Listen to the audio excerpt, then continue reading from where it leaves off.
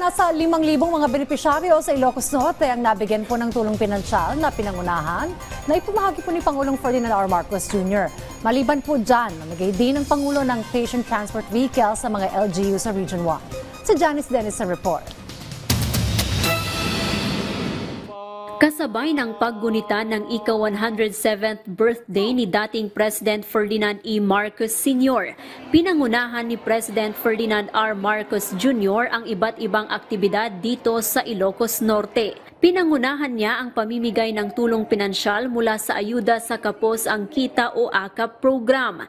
Mahigit 7,000 benepisyaryo ang nabigyan ng tig 5,000 pesos. Benepisyaryo rito ang mga fisher folks, farmers, market vendors, at tricycle drivers mula Ilocos Norte District 1.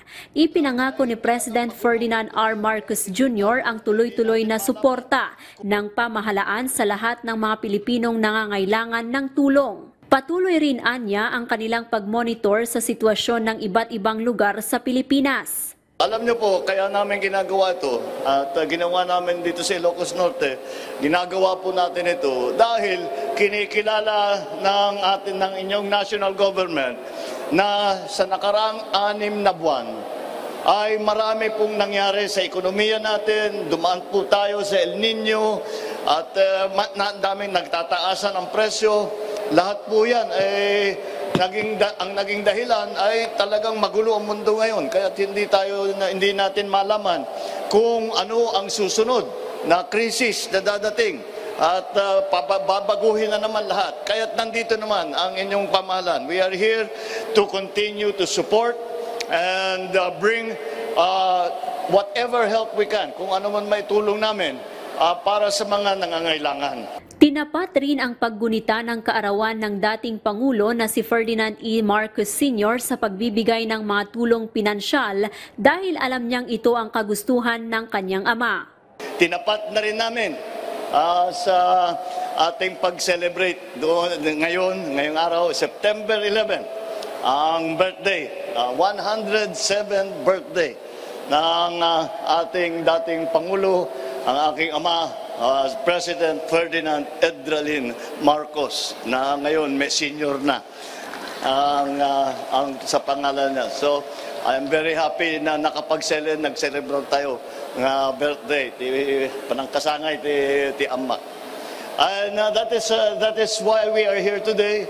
And this is the way that we celebrate, because pag iniisip po namin, kung buhay pa ang President Marcos Sr., kung buhay pa, ano yung gagawin niya sa birthday niya? Alam ko na, alam naman ninyo, pagka nung siya'y buhay pa, basta't birthday niya, andito siya, at siya'y tumutulong at ulit tinitignan kung kumusta na ang kanyang province. Kaya't naman ako'y gumaya sa kanya. Birthday ngayon niya, susunod ang birthday ko ng 13, iniisip ko, susundin ko lang ang halimbawa ng aking ama. At babalik ako sa Ilocos Norte, makita naman kung kumusta na ang probinsya na aking inalagaan ng 9 na taon.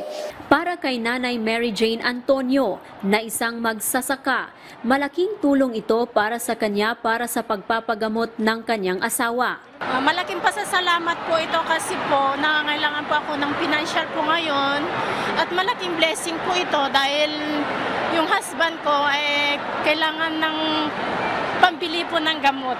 Si Nanay Carmelita naman nagpasalamat kay President Marcos Jr. Agyaman kami apo, Presidente, iti umay mo panangted. Samantala, pinangunahan rin ng Pangulo ang pamimigay ng patient transport vehicle sa 69 na local government units ng Region 1.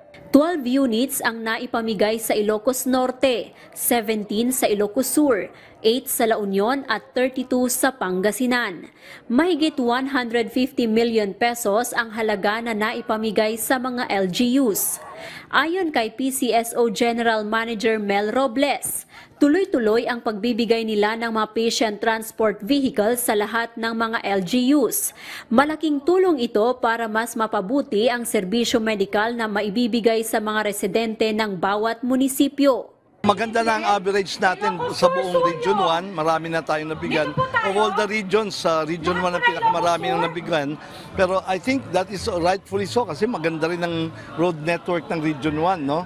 So mas mapapadali na yung pagdala ng mga pasyente sa mga ospital. At I would also like to commend yung Region 1 kasi magaling sila mag-document eh. Kasi we will be giving out, siyempre may mga documentary requirements yan as provided by law. Kaya kung mabilis po mag-comply ng documents, mas mabilis po natin mabigyan.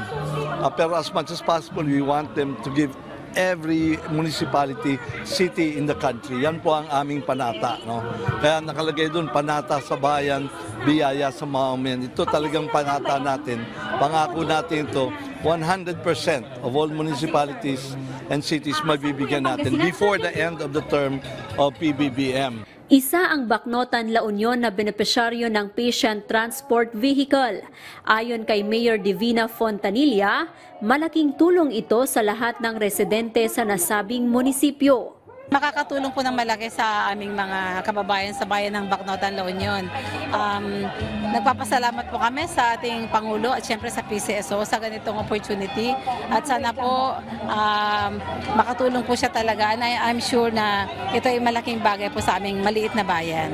Maraming salamat po sa ating Pangulo at sa PCSO. Malaking tulong rin ito para sa mga mamamayan ng Lawak, Pangasinan ang naibigay na ambulansya. Napakalaking bagay sa amin ito, lalong-lalo na kaming mga 4th district na bayan, hindi kami makabili ng ambulansya. Kaya nagpapasalamat kami kay Presidente Bongbong Marcos na nabigyan po kami, beneficiaries kami sa Pangasinan. Makakatulong sa ating mga pasyente ito.